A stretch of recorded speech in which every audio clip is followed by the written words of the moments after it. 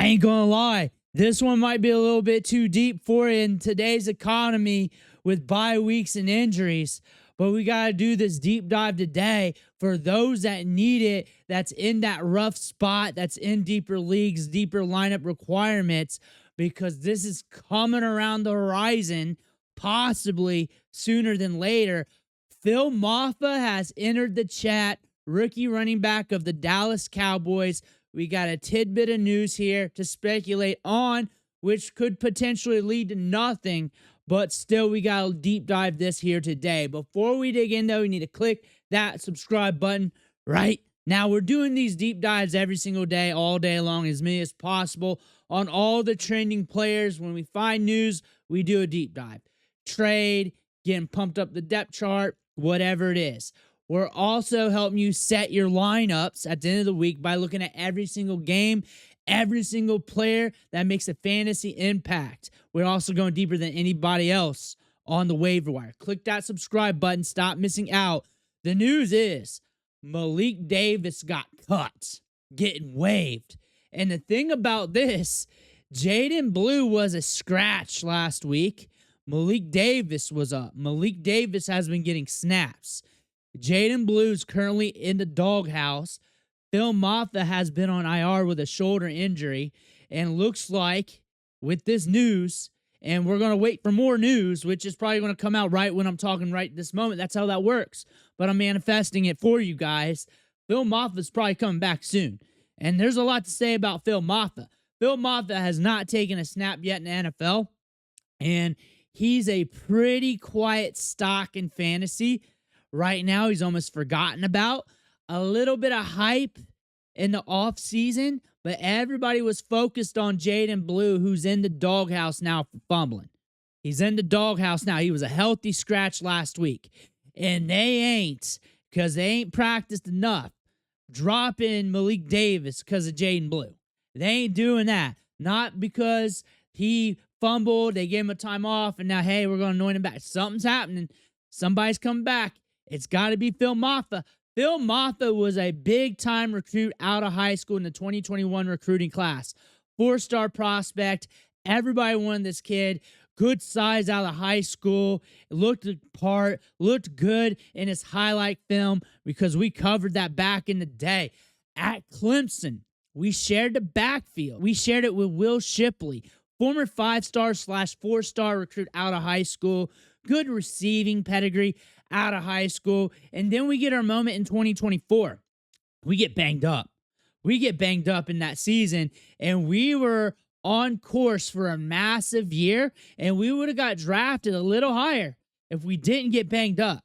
The thing about this, though, you go to the tape, you go look at those last 2 years or the whole thing, the whole shebang, you're going to see a big bruising running back that moves laterally very well with good vision, good patience.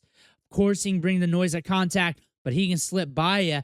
You're looking at his yards after contact per attempt every year, well over 3.47 on his career. And catching balls out of the backfield, 6.9 yards after the catch per reception.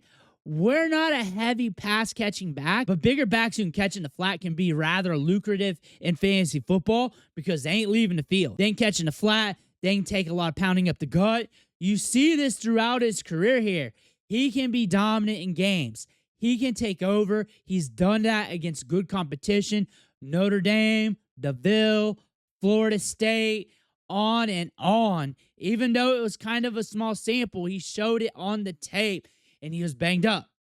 He was hurt. Caused him to slip in the draft. And you note his speed on the field. He can pull away a little bit. He can pull away a little bit. He's got a little bit of speed out there. Once it's built up, he can pull away a little bit. He's got some burst. He got some pop in the step. With that size at 234 pounds, 6'1". This is a big physical running back prospect here. He ran a 4.61. However, on tape, he can move a little bit. He ain't Bijan Robinson. I'm not saying that. But for that size, for that wiggle, for his patience and vision, this is a solid running back to Moneyball with. That is what we're looking at here. Now you're looking at this backfield. Miles Sanders is out for the year. Javonte Williams is holding it down. Jaden Blue's in the doghouse. And now you got Phil Mafah potentially coming back to form here. Javonte Williams has been solid. He's been solid. Cooling off a little bit over these last 4 weeks, but he had a rather hot start during the first 5 or 6 weeks. That being said, he's been solid for this team, averaging 17.8 PPR fantasy points per game. So really, you're waiting for an injury or something to happen for Phil Mafah to get his opportunity. So more of a deeper handcuff play. You're looking at Miles Sanders out for the season. Don't have to worry about him. But he's one of those running backs that get a lot of rave reviews during training camp. I call him the training camp narcissist because he's built for training camp, but not actually in game. He's actually, when he was on the field with the Cowboys this year, efficiency-wise, wasn't that bad, but he has a tendency to try and stretch things out too much. It doesn't matter right now. Jaden Blue. Now you're like, Bruce, you've done so many Jaden Blue videos. You've done a few unique videos on him. Yes, I have.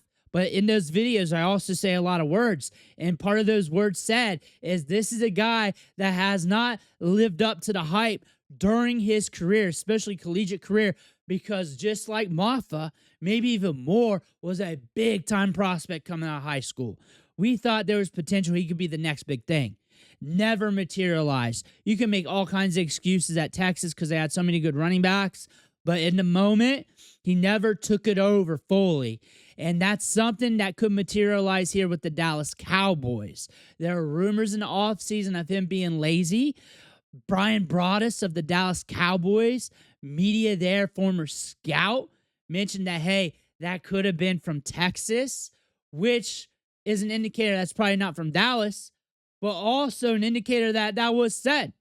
And we see this in glimpses here. His ratings and pass protection out of Texas, very low. He's a very raw running back. He's very explosive. Runs in the 4.3s, faster than what's listed there. Runs in the 10s and the 100. Very explosive, good catching the ball in the backfield. He's already in the doghouse. He's been off and on all season when it comes to getting snaps. And this is a coaching staff that likes to roll with what they can get guaranteed out of their players, and they do not want players who are very wishy-washy off and on when it comes to their game. They want their players developed. They want them ready to rock and roll. And you're seeing this in the offense. Javonte Williams is getting all the touches. They're not messing around. Jaden Blue's averaging 3 yards per carry too. Like he's not taking advantage of his moments. He's not busting off those long gains. So that speed doesn't matter if you can't bust it open. You got Javonte Williams, 5.2 yards per carry, a 61% share of the team's rushing attempts. He's good to go. You're seeing true yards per carry. Williams is still getting at 4.8.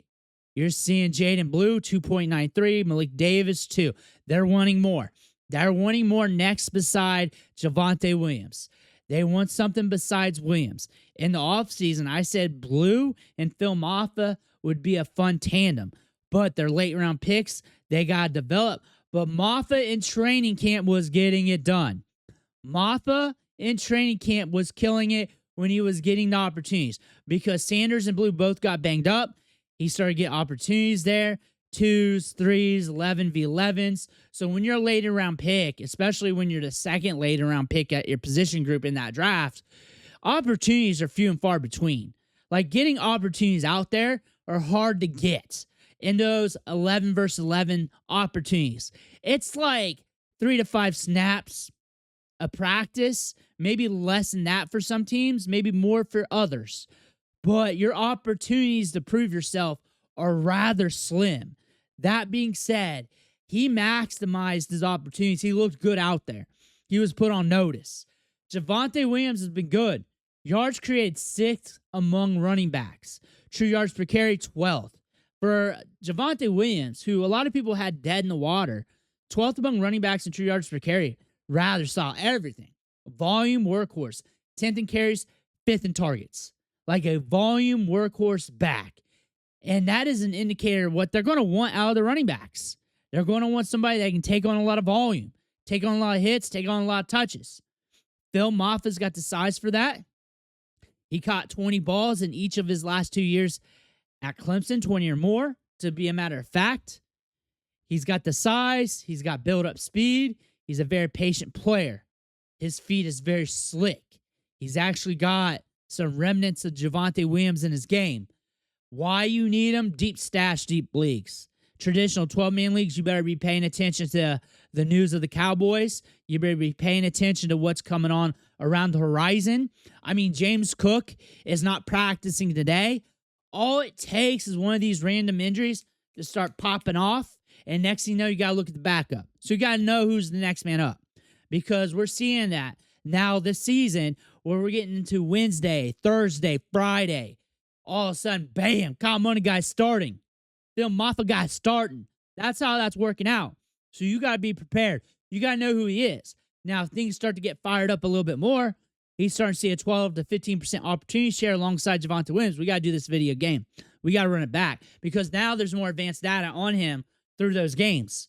And we got to run it back for the masses, because the masses ain't here right now. They're looking at this. They're saying, Bruce is doing it again. Bruce is going too deep for you. He's going too deep for you. This is a running back that's not going to get a chance. It is.